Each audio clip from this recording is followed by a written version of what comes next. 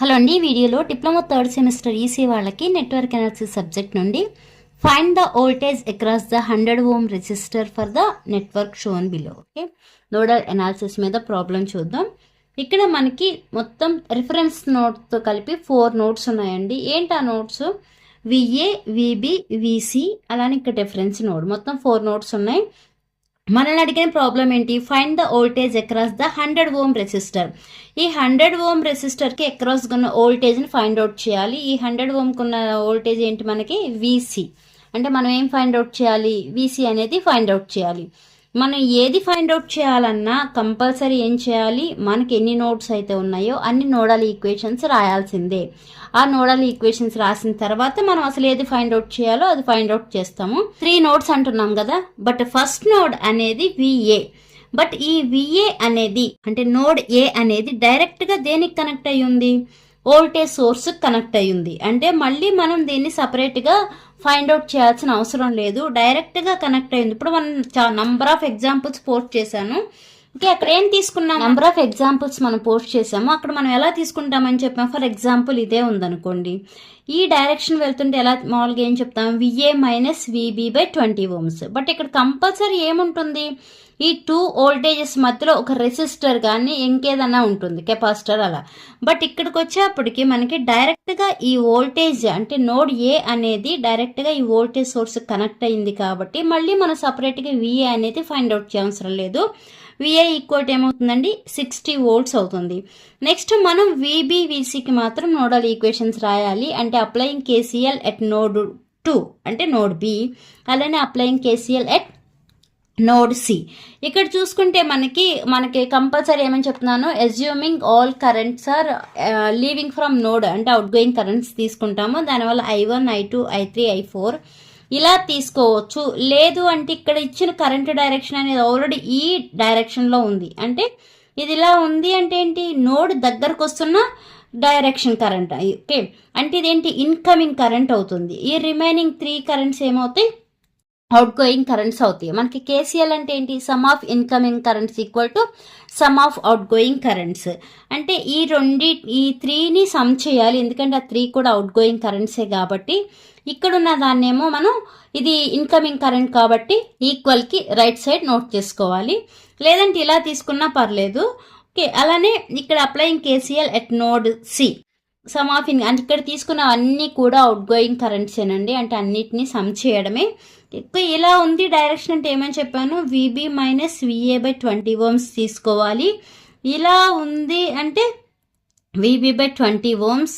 ఈ డైరెక్షన్లో ఉంది అంటే ఆపోజిట్ డైరెక్షన్స్ కాబట్టి I2 ప్లేస్లో -0.6 తీసుకుంటాము. అలానే ఇలా వెళ్తున్న current I4 V B minus V C by 20 ohms తీసుకుంటాం.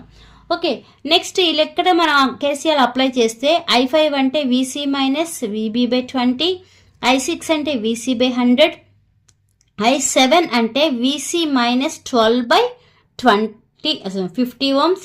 అలానే I8 అంటే V C minus V A by 50 ohms. ఇలా మనం నోడల్ ఈక్వేషన్స్ రాసి సింప్లిఫై చేస్తే మనం ఫైండ్ అవుట్ చేయాల్సింది వోల్టేజ్ అక్రాస్ 100 ఓం రెసిస్టర్ కాబట్టి ఇక్కడ ఉన్న వోల్టేజ్ మనకి విసి కాబట్టి విసి అనేది ఫైండ్ అవుట్ చేయాలి. ఓకే, ఫస్ట్ సొల్యూషన్ అని పెట్టండి. Node A is directly connected to a voltage source. చెప్పాం కదా, 60 వోల్ట్స్కి డైరెక్ట్గా కనెక్ట్ అయ్యింది కాబట్టి hence V A equal to 60 volts. సపరేట్గా నోడల్ ఈక్వేషన్స్ ఏమీ రాయవసరం లేదు. Next applying KCL at node B. Node B దగ్గర కేసీఎల్ అప్లై చేసి first I1 plus I2 plus I3 I4 equal to 0 చేయాలి. ఇక్కడ నేను ఎలా అయితే తీసుకోవాలో చెప్పాను కదా, ఆ ఈక్వేషన్స్ ఇలా తీసుకోండి. తర్వాత స్ప్లిట్ చేయండి. ఓకే, అంటే V B by 20 minus V A by 20. ఈ మైనస్ అనేది ఈక్వల్కి వెళ్తే ప్లస్ అయిపోతుంది. నెక్స్ట్ ఇక్కడ విబి బై 20 ప్లస్ ఇక్కడ V B by 20 minus V C by 20 equal to ఈ టర్మ్ వేస్తాం. విఏ టర్మ్స్ ఏమైతే ఉన్నాయో అవి తీసుకోండి, అలానే విబిలో కామన్ ఏమున్నాయో అవి తీసుకోండి. ఇలా అయినా చేయొచ్చు. ఓకే, ఈ స్టెప్ తర్వాత ఇలా అయినా సింప్లిఫై చేయొచ్చు. లేదు అంటే ఇదే ఈక్వేషన్ని 20తో మల్టిప్లై చేసామనుకోండి. ఓకే, 20తో మల్టిప్లై చేస్తే అప్పుడు ఏమవుతాయి? నా డినామినేటర్స్లో ఉన్న 20 అన్నీ క్యాన్సిల్ అయిపోతాయి కదా. క్యాన్సిల్ అయిపోయి మనకి ఏదైతే ఈక్వేషన్ వస్తుందో అది ఫైనల్ ఈక్వేషన్గా తీసుకోవచ్చు. లేదు ఇలా ఇప్పుడు నేను ఏదైతే ప్రాసెస్ చేశానో అలా చేసినా కూడా మీకు సేమ్ ఆన్సరే వస్తుందండి. అలా సింప్లిఫై చేసి ఇది ఫస్ట్ ఈక్వేషన్ అనుకోండి. మనకు ఆల్రెడీ విఏ తెలుసు కాబట్టి విఏ ఈక్వల్ టు ఎంత అండి 60 వోల్ట్స్. ఈ 60 వోల్ట్స్ని ఈ ఈక్వేషన్లో సబ్స్టిట్యూట్ చేస్తే ఇలా సబ్స్టిట్యూట్ చేసి మనకి ఇక్కడ -3 వస్తుంది. ఈ -3 అనేది ఈక్వల్ కట్ వెళ్తే ప్లస్ అవుతుంది కదా. 0.15 VB minus 0.05 VC equal to 3.6. Okay, ఇటువైపు ఉన్న -0.05 VC అనేది ఇటు వచ్చేప్పటికి ఏమైంది ప్లస్ అయింది కదా. అంటే 0.15 VB equal to 3.6 plus 0.05 VC. VB equal to ఇక్కడ ఉన్నది ఇటు వచ్చేటప్పుడు బై అవుతుంది, ఇక్కడ ఇంటూ టర్మ్ కాబట్టి ఇలా డివైడ్ చేయండి. డివైడ్ చేస్తే మనకి VB ఈక్వల్ టు ఎంత వచ్చిందండి 24 ప్లస్ 0.33 VC వచ్చింది. నెక్స్ట్ అప్లయింగ్, మనం VB ఫైండ్ అవుట్ చేసాం బట్ మనకు కావాల్సింది ఏంటి VC కదా. Next applying KCL at node C. Node C దగ్గర KCL అప్లై చేయండి. అప్లై చేసి చెప్పినట్టుగానే I5, I6, I7, I8 అని ఇలా సబ్స్టిట్యూట్ చేయండి. సబ్స్టిట్యూట్ చేసి సింప్లిఫై చేయండి.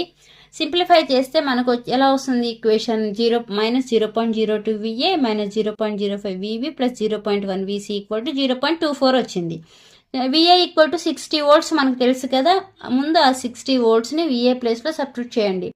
సబ్స్టిట్యూట్ చేసి నెక్స్ట్ ఇలా సింప్లిఫై చేసుకుంటా వస్తే వచ్చిన ఈక్వేషన్ ఎంత అండి -0.05 VB plus 0.1 into VC equal to 1.44 వచ్చింది.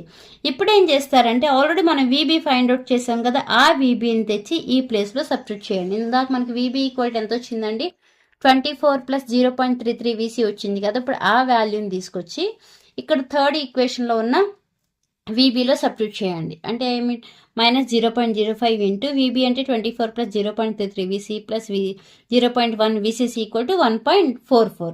ఇలా సబ్స్టిట్యూట్ చేసి సింప్లిఫై చేస్తే -0.0165 VC plus 0.1 VC equal to 2.64.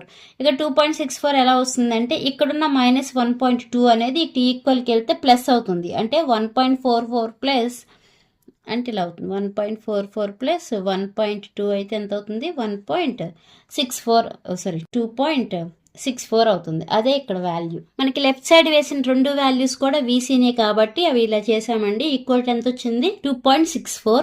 VC equal to ఇక్కడున్న వాల్యూ వచ్చేటప్పుడు బై అవుతుంది.